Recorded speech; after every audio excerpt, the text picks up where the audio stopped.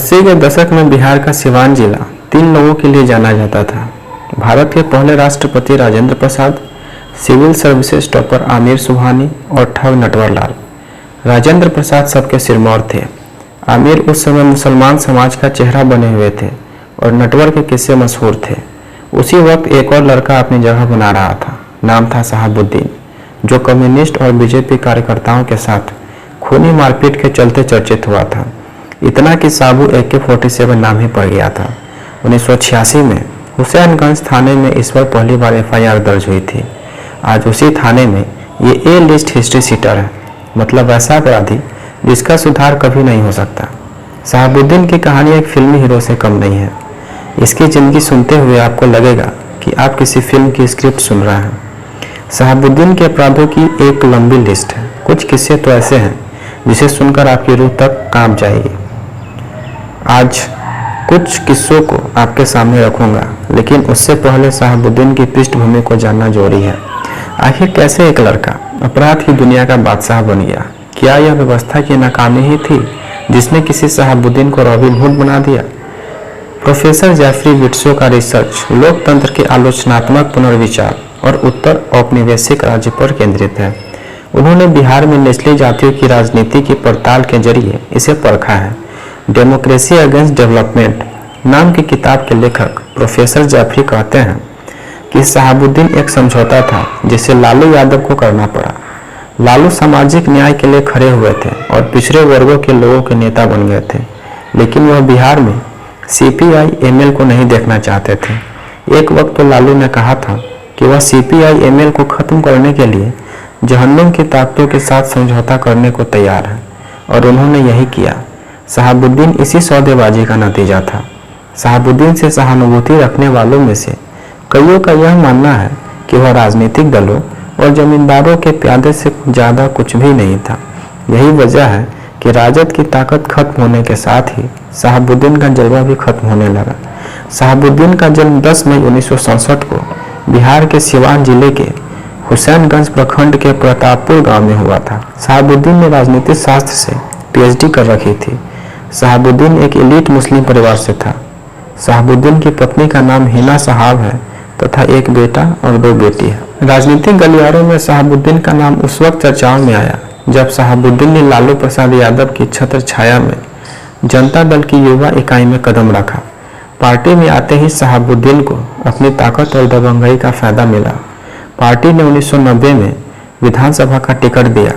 साहबुद्दीन जीतकर विधायक बना। 1995 में फिर से चुनाव जीता।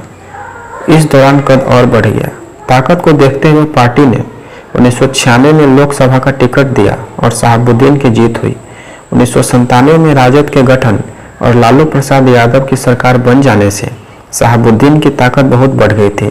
साहबुद्दीन का आतंक इस कदर था कि किसी ने भी उस दौर में उसके खिलाफ किसी भी मामले में गवाही देने की हिम्मत नहीं की।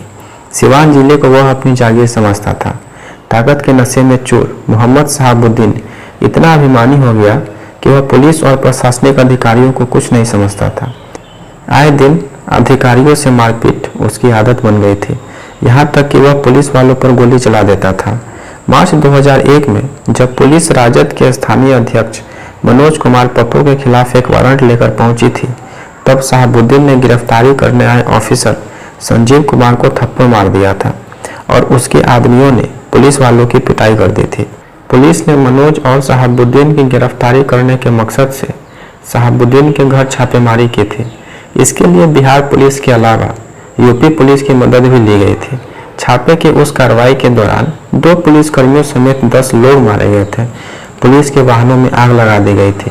मौके से पुलिस को 3 AK-47 भी बरामद हुई थी। साहबुद्दीन और उसके साथी मौके से भाग निकले। इस घटना के बाद साहबुद्दीन पर कई मुकदमे दर्ज किए गए। सिवान में साहबुद्दीन एक समानांतर सरकार चला रहा था। उसकी एक अपनी अदालत थी जहां लोगों के फैसले हुआ करते थे। वह खुद सिवान की जनता के पारिवारिक विवादों और भूमि विवादों का निपटारा करता था। यहाँ तक कि जिले के डॉक्टरों की परामर्श फीस भी वही तय किया करता था। कई घरों के वैवाहिक विवाद भी वह अपने तरीके से निपटाता था। 2004 में लोकसभा चुनाव के दौरान उसने कई जगह खास ऑपरेशन किए थे जो मीडिया की सुर्खियां बन गए थे। 1999 में एक सीपीआई कार्यकर्ता के अपहरण और संदिग्ध हत्या के मामले में शहाबुद्दीन को लोकसभा 2004 के चुनाव से 8 महीने पहले गिरफ्तार कर लिया गया था, लेकिन चुनाव आते ही शहाबुद्दीन ने मेडिकल के आधार पर अस्पताल में शिफ्ट होने का इंतजाम कर लिया। अस्पताल का एक पूरा फ्लोर शहाबुद्दीन के लिए रखा गया था, जहां वह लोगों से मिलता था, बैठकें करता था, चुनाव तैयारी की समीक्षा करता था। वहीं से फोन पर वह अधिकारियों, नेताओं को कहकर लोगों के काम कराता था।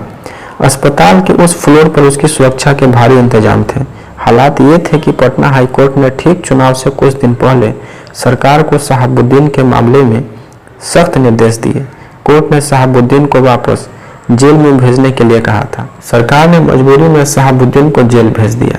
चुनाव के बाद कई जेडीयू कार्यकर्ताओं की हत्या हुई थी। 2004 के चुनाव के बाद से शहाबुद्दीन का बुरा वक्त शुरू हो गया था। इस दौरान शहाबुद्दीन के खिलाफ कई मामले दर्ज किए गए। राजनीतिक रंजिश भी बढ़ रही थी। 2005 में बिहार पुलिस की एक विशेष टीम ने दिल्ली में शहाबुद्दीन को उस वक्त गिरफ्तार कर लिया था जब वह संसद सत्र में भागीदारी करने के लिए यहां आया हुआ था। उससे पहले ही सिवान में पुलिस छापे के दौरान उसके पैतृक घर से कई अवैध आधुनिक हथियार, सेना के नाइट विजन डिवाइस और पाकिस्तानी फैक्ट्रियों में बने हथियार बरामद हुए थे। हत्या, अपहरण, बमबारी, अवैध हथियार रखने और जबरन वसूली करने के दर्जनों मामले शहाबुद्दीन पर थे। अदालत ने शहाबुद्दीन को उम्र कैद की सजा सुनाई थी। 1 मई को शहाबुद्दीन की मृत्यु कोरोना के कारण हो गई। और आखिर में जाते जाते आपसे एक सवाल, शहाबुद्दीन बाहुबली या कुख्यात अपराधी क्या था? कमेंट बॉक्स में कमेंट करके जरूर बताएं।